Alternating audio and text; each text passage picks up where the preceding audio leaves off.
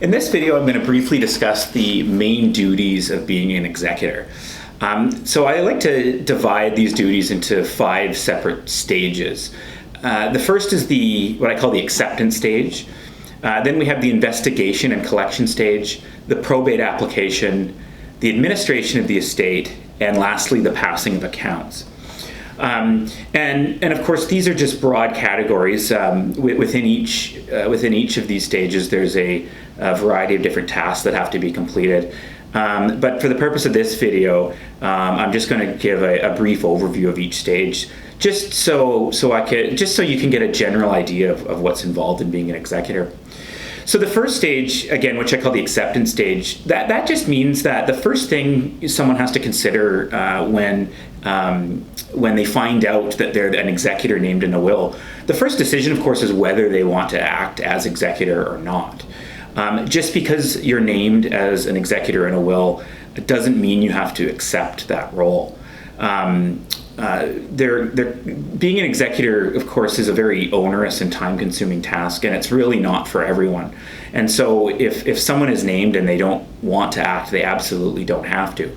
However, the really important point there, though, is that until someone is certain they do want to act, they shouldn't deal in any way with the deceased person's assets or property, because once someone does that, once someone actually becomes involved with the assets at all, they are taken to have accepted the role of executor, and then it becomes much more difficult to be discharged from that role. So the second stage is, what I call the investigation and collection stage. And so essentially what that is this is basically the investigation of the deceased person's assets and collecting all of them to make sure they're safe while the estate is administered. And the starting point for this is to do a very thorough review of the deceased person's papers and personal effects at whatever location that might be at. So whether that's at their home or if they have a safety deposit box, wherever they kept their important documents, their important papers, their important personal effects. And of course, what you're looking for at this stage is you're obviously looking for the original will. You're wanting to find out if there's another will that you don't know about, that's perhaps a newer will. You also want to look for any other documents that set out the deceased person's intentions, even if it doesn't technically qualify as a will, because given the way our law works, it is actually possible that other documents that have a person's intentions on them might be actually considered a will. And then, of course, you're looking for information about the person's assets. So you want to look for bank statements so you can find out what bank accounts or other financial accounts they have. You want to look for any other personal belongings like jewelry, cash. You need to find out what vehicles they have. So really, it's an overall investigation of what the estate actually is, what's in the estate, what assets there are. And of course, a safekeeping of that. So you need to make arrangements to hold all of that and to make sure everything's preserved while the estate is being administered. So then we have the probate application, and that is where an executor applies to court essentially for a declaration that the will is in fact a valid will and that the executor is truly the executor of the estate. In most cases, this is a relatively standard court application without any problems. Now, of course, there are situations where someone might contest these types of applications, but that's not to be discussed in this video today. This general overview, I just want to give people an idea on how it works most of the time. So usually the probate application is relatively straightforward. But that being said, there are a lot of technical rules that executors have to follow when applying for probate, and so it is often a good idea to get some type of legal advice at this stage. Again, not because it's a necessarily complicated estate, but just because there are a lot of court rules and a lot of notice provisions that executors have to follow. So you do want to make sure you do it right. Once someone applies for probate, it usually takes the courts about 2 to 3 months to issue a probate grant. And once the executor has that grant, then that executor can move into the next stage, which is the administration of the estate. So the administration is really kind of where all the pieces get put together. And so that is when the executor can start selling assets. So if there's a piece of property, for example, that is when the executor has the authority to sell a piece of property and transfer it. So the land title office will allow that transfer to go through because the person has a grant of probate.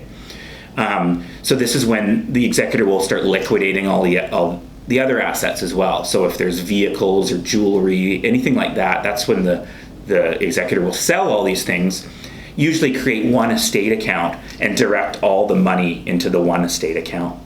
At this stage, of course, as well, the executor has to make sure all the deceased taxes are filed and that they apply for the appropriate clearance from Canada Revenue Agency to make sure that all the taxes are up to date. Because the goal for any executor, of course, other than making sure the estate is administered properly, is avoiding any personal liability for doing things wrong. And so there's a lot of steps that have to be taken to make sure it's done right.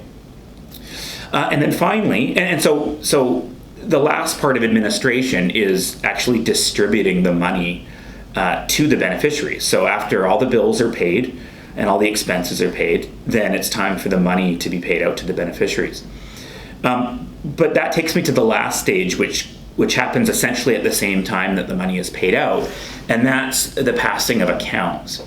And so every executor has to deliver a statement of accounts to all the beneficiaries showing exactly what assets they took into the estate as executor, all the liabilities that were paid out, all the executor's expenses, and the fee that the executor wants to charge for acting as executor.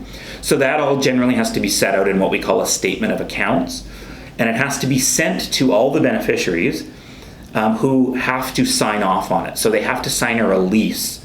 Now, technically they don't have to, but no executor should be giving beneficiaries any money until they approve the accounts. Because until they approve the accounts, the executor is not off the hook. The executor would still face liability potentially without getting one of these releases. So what typically happens is when the executor is ready to distribute the money to the beneficiaries, the executor will circulate a statement of accounts to all the beneficiaries with a release and will ask the beneficiaries to sign the release. And if they do, then the executor is in a position to pay out all the money. If any of the beneficiaries don't sign the accounts, either because they don't agree with something or because they're just ignoring the correspondence, then the only thing the executor can do at that point is apply to a court registrar to what we call pass the accounts. And that essentially just means to have the accounts approved by a court registrar. And then once that happens, the executor will get an order that the accounts are approved, and that means that the executor is discharged from any liability once they pay everything out.